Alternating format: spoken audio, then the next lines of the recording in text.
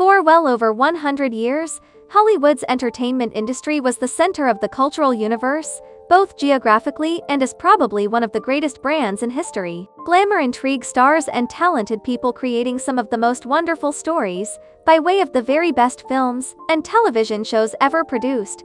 People have historically come from all over the world to visit the big studios, to see where the stars lived and died, to be a part of the magic. At the risk of sounding too nostalgic, it was unlike anything else. After time on Wall Street, I moved to Los Angeles and established the Lipin Group in 1986 with the vision of creating a strategic, business-focused agency that specialized in entertainment and media. Over the last 40 years, we have worked with clients around the world, developed and implemented corporate and publicity campaigns across all platforms as they evolved.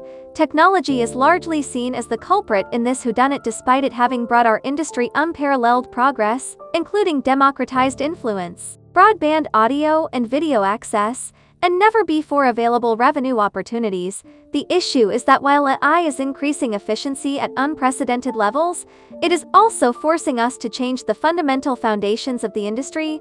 While this technological takeover was happening, the industry was too busy to consider what it all meant, because it was obsessively focused on meeting Wall Street's quarterly earnings reports, including its demands for mass layoffs and production cuts to finance massive leveraged mergers.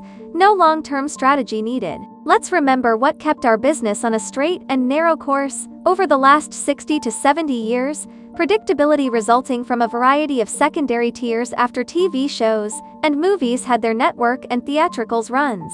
The 10% of deficit-financed network shows lucky enough to make it past 4 seasons would enter syndication or the international market with 100 episodes, with the top sitcoms and episodic dramas poised to make billions of dollars for their creators. Successful theatrical films would go on to earn respectable pay TV and home entertainment dollars. Meanwhile, streaming changed all of that, with a business model centered around generating tens and hundreds of millions of subscribers rather than ratings.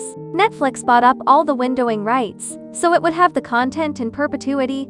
Hollywood risk-takers must come back and accept less money upfront in exchange for back-end rights. In essence, content producers, by foregoing large upfront compensation, could reap the rewards of long-term content ownership over an increasing number of distribution platforms, as, for many years, the producers of network television series have done. They have produced their shows at a deficit, later realizing the greatest financial rewards when those shows were distributed in syndication. Taking risks like this would serve as a significant incentive to many producers and increase the supply of great content, and that would help keep Hollywood employed and subscribers pouring into streaming services, while also being flexible so we can let the unpredictability work for us. A serious analysis of content windowing is needed, not to force things to be what they once were, but to best balance consumer expectations with maximum revenues, while not throwing away what works to spite ourselves. Looking at this from a marketing point of view, we need to take a step back and see what works to maximize attention for content that costs billions to make, yet can be promoted so much better. The world is flatter than ever, and international production is posing a risk to traditional Hollywood via tax incentives, but also brings opportunities in terms of shared storytelling, breaking down cultural boundaries, and eliciting empathy. It's a challenge that productions are moving to other markets, but it's also an opportunity for us to find amazing stories that we could bring to our audiences wherever they are. The reality is that international productions, even if subtitled or dubbed, are so much more accessible than they once were.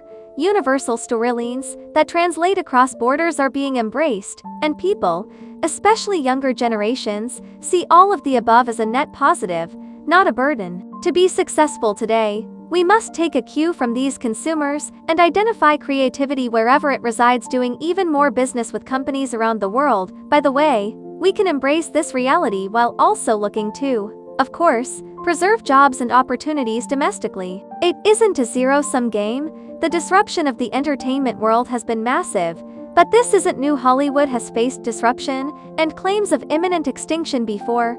Can we recover from what has occurred? It is possible, but only if the tech world and the traditional studio leaders, who still hold high-ranking positions in the industry, get together and work out ways that are mutually beneficial, and do so with the entire international marketplace in mind.